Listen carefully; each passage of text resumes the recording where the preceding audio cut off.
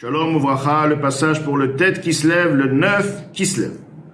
Ach lehavin, mais pour comprendre, haetrog, comment de par le hétrog, comment le hétrog, shehu mirapach, dont lui provient du rapach, c'est-à-dire des 288 étincelles de Shvirat HaKelim qui se sont investies dans les choses du monde de manière générale, chez l'on nivreru, qui n'ont pas encore été raffinés, car la vitalité se trouve au sein même de cet hétrog. Le hétrog a en lui donc ce nitzotz qui est mélangé dans Klipat Noga. De même, le parchemin des tfilin, Yamshich or bekelim de zunukva d'atzilut, pourra influencer de par cette mitzvah une lumière dans les réceptacles de zunukva, donc malchut et les Zeher Anpin, les 6 sphères de Hatzilut, 6 sphères des émotions de Hatzilut, chez Kvar Nivriru, dont eux, quelque part, ils ont déjà été raffinés. Venitaknu, ils ont été réparés. Aliédé Shemma, à travers le nom de Hashem, Ma, donc la valeur numérique 45, un des noms de Akadosh, un des Oroth qui s'appelle Shemma, Liot Bechinat Elokut, pour devenir totalement divinité. Donc comment un or, effectivement qui n'a pas encore été nivra, qui n'a pas encore été raffiné, puisse influencer de par cette mitzvah un or dans les niveaux qui sont quelque part déjà raffinés. Hine voici un mach, qui sont donc déjà elokut. Hine voici un machal lezé.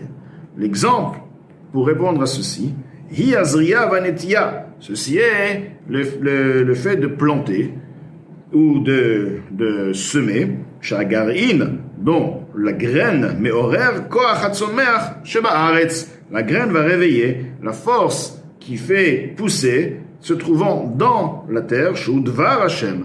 Cette force est en effet la parole d'Akadosh Baruch Hu, tatche haaretz chulu, que la terre, comme il est écrit dans Bereshit, Hashem, vayomer Hashem, tatche haaretz, que la terre fasse pousser, etc., chulu, etc., etz pri chulu, un arbre de fruits, etc.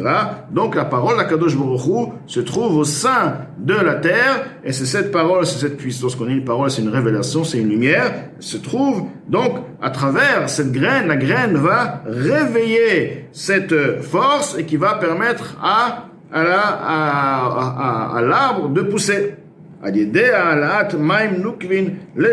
travers le fait de l'élévation de Maim Nukvin, l'eau féminine, donc l'élévation du bas, à sa racine, c'est-à-dire étant donné que dans la graine même provient elle-même du Koach HaTzomeach, bien que c'est un niveau très éloigné du Koach HaTzomeach, la force qui fait pousser, mais son origine c'est le Koach HaTzomeach, c'est la force qui pousse, c'est pourquoi elle peut toucher et arriver à réveiller le niveau de Koach HaTzomeach. Kacha, de la même manière, Meorim HaKlav ve'Etrog. Le Klav, le parchemin et le Etrog vont réveiller de par cette mitzvah-là, Adrum HaMa'alot, jusqu'au niveau les plus élevés. Donc ils vont toucher, ils vont pouvoir réveiller les niveaux les plus élevés. Shehu Shem Sag, c'est le nom Sag. Donc le Or, qui est un nom de Shem Hashem, qui, la valeur numérique 63, chez l'Ifne Ashira, ce or-là correspond au niveau qui est avant le brisement des réceptacles, Shehu Meut Ve'atzmut, Orot, Sheba Adam HaKadmon. Ceci est l'essence et la nature même des lumières se trouvant dans Adam HaKadmon, donc le niveau de Adam HaKadmon, la pensée générale de la création des mondes, Velo ha'ara be'alma comme Shema. Et ceci n'est pas une lueur, qu'on appelle ça une révélation, si on veut, un éclaircissement provenant qui est comme le nom qui est en fait Shema. Shema, c'est quoi? C'est une lueur de Adam HaKadmon. C'est une révélation de Adam HaKadmon. C'est pas le Etzem, c'est pas l'essence même. Shemi Mitzro provenant, donc Shema provient du front de Adam HaKadmon. Donc, il y a une différence entre Shema et Shemsa, comme mentionné plus haut. Et là, on dit que quoi? Que le Etrog qui a en lui les nitzotzot provenant donc de Shem Sag, ils vont effectivement, alors qu'ils se trouvent ici, ils se trouvent à un niveau dans l'équipat Noga, il n'a pas encore été raffiné, c'est vrai, exact. Tout de même, étant donné qu'il est lié avec sa source, c'est Shem Sag, donc il va pouvoir faire à travers cette mitzvah, ça va réveiller le Shem Sag à un niveau très très très élevé, ça va causer le réveil, et à partir de ce réveil-là, il y aura une influence qui se fera dans les kelim de Zunukva de Hatzilut.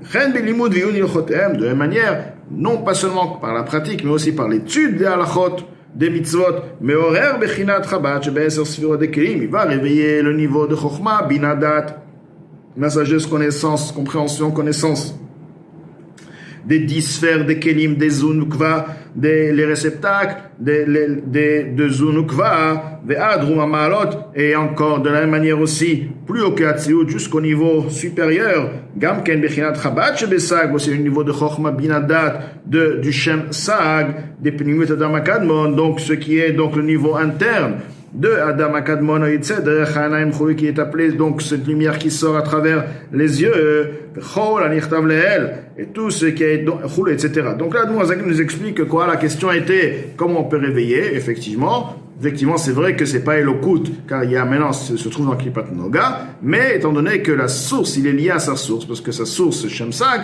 donc la mitzvah va réveiller, là, c'est comme la graine qui est très très éloignée de la force végétative qui est dans la terre même, Dvar Hashem, mais cette graine provient, c'est de Dvar Hashem, de la parole de Hashem qui décréta et qui ordonna Tatchea Haaretz, que la terre fasse pousser, étant donné qu'il est lié, bien qu'elle est très très lointaine, mais elle est liée, dont le lien lui donne la force, le pouvoir de réveiller. La même chose aussi, c'est ce lien-là lui donne la force de pouvoir et de réveiller un or qui se trouve donc dans Adam HaKadmon et d'influencer donc d'un mamshir dans Zunukva le kelim de Hatzilut.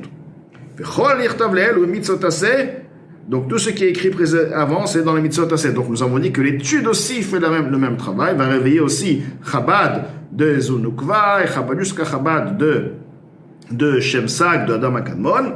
Et ceci est lié dans mitzvot aseh, les mitzvot, tous les mitzvot positifs à faire. Mais a priori, si nous parlons maintenant de l'étude des détails, des interdits, ce qui n'est pas autorisé de faire, les chaura a priori, ceci ne devrait pas être pareil, parce que là on te dit quoi? On te dit qu'à travers l'étude, c'est considéré comme si tu l'as réalisé. Alors que là, lorsque tu dis à quelqu'un, il ne faut pas faire telle et telle melacha, telle et telle interdiction de Shabbat par exemple, on ne peut pas dire qu'à travers l'étude, c'est comme si tu as réalisé l'interdiction. L'étude, parce que là tu parles d'une étude, tu ne parles pas de la personne qui n'a pas fait la Avera. On dit qu'une personne qui n'a pas fait la Avera, on lui considère comme s'il a fait une mitzvah, c'est une chose. Mais là on te dit l'étude, alors la personne a étudié, c'est pas Shabbat, c'est un jour de semaine étudié d'Halachot concernant Shabbat. Donc comment, à travers cette étude-là, a priori, cette étude-là ne peut pas arriver jusqu'au Adam HaKadmon, ne peut pas faire le même réveil que l'étude de Mitzvot Aseh peut faire. Apparemment, donc on devrait faire une différence. Les chaura apparemment au bifrat de l'autre shriché, et particulièrement les halachot qui sont pas du tout de manière générale courant, klal du tout, comment prater le chot pigoul, comme par exemple les détails des lois, des sacrifices qui sont devenus invalides à partir d'une mauvaise pensée, et comme ceci. Donc là, Admoazakel nous expliquait qu'en effet la Torah n'a aucune différence entre mitzvot aseh, mitzvot lota aseh, et que les deux vont agir, vont faire un réveil à partir du Shem Sag, qui est Plimiut Adam HaKadmon. Il va donc expliquer ceci dans le passage qui va suivre.